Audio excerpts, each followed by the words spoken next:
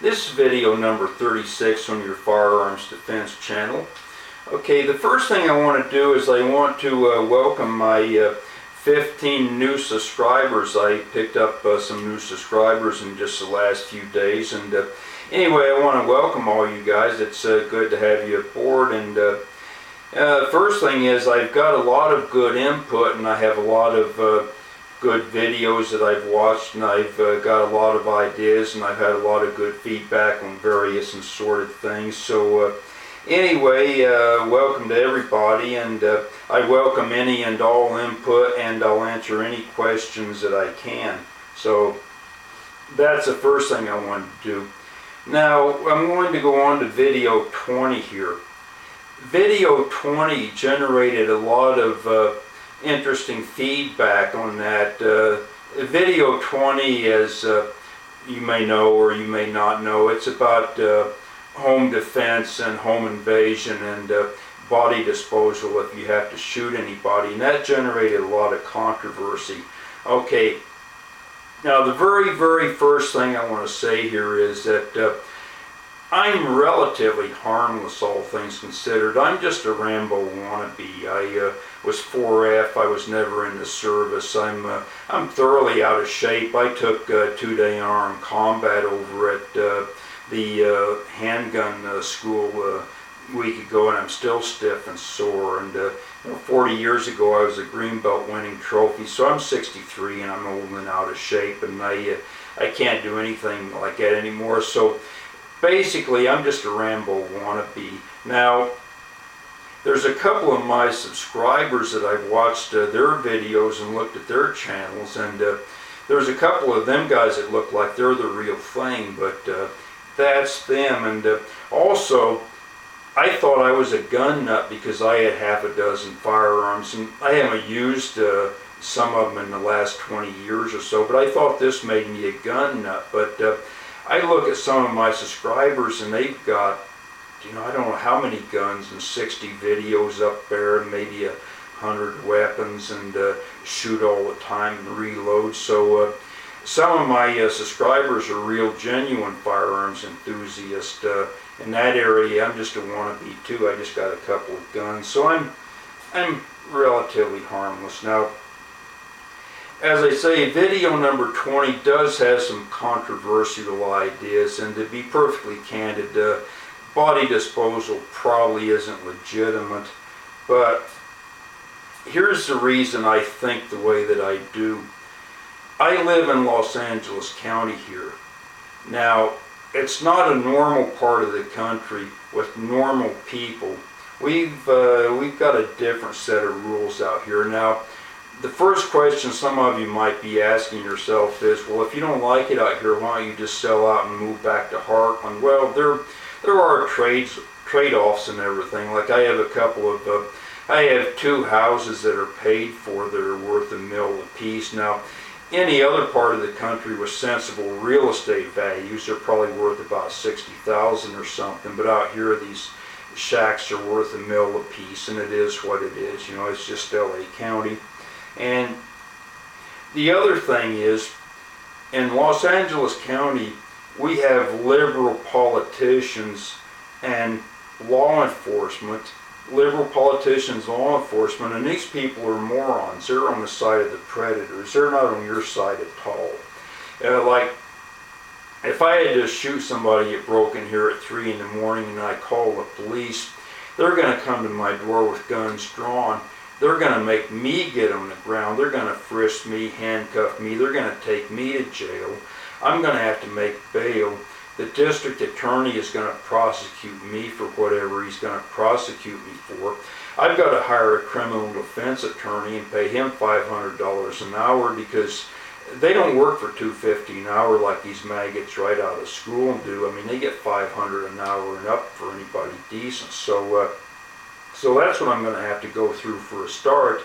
And then that's assuming the guy doesn't have relatives who are going to sue me, and they'll probably get a big judgment. And he may have gangbanger buddies who are going to come back for revenge. So, I mean, these are all possibilities that I'm going to be looking at if something like that does happen. And that's why I think the way that I do. And So that explains that in a nutshell. Now, having said that, I want to say something about the predators out here. Now, the predators are soft, just like the people out here. The predators are soft. They're not like they are in other parts of the country.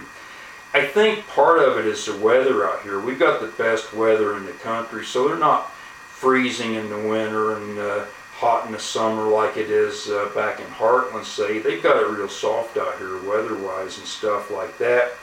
And also, the predators out here don't spend their time having to worry about somebody with weapons, you know.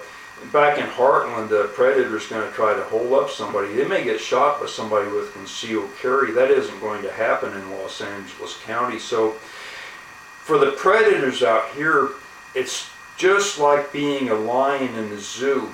The district attorney and the law enforcement aren't going to bother them to any degree. The people are unarmed and they're real soft, and they walk around talking on their cell phones anyway, so they're not paying attention. So being a predator out here in Los Angeles is just like being a lion in the zoo. Somebody comes by every day and they toss you 5 pounds of meat, and you don't have to go hunt it or do anything for it like you do in Africa. You got to catch zebras or whatever. There you have to work for it. Out here they don't have to do anything. So the predators got that going for them out here. They're real soft. They don't have to worry about anything. Now, I want to go through one more thing about LA County mindset here. There's this book here I've alluded to in previous videos, How to Own a Gun and Stay Out of Jail. The reverse side of that, they should write a book called Use a Gun and Go to Jail, because that's about what it amounts to here.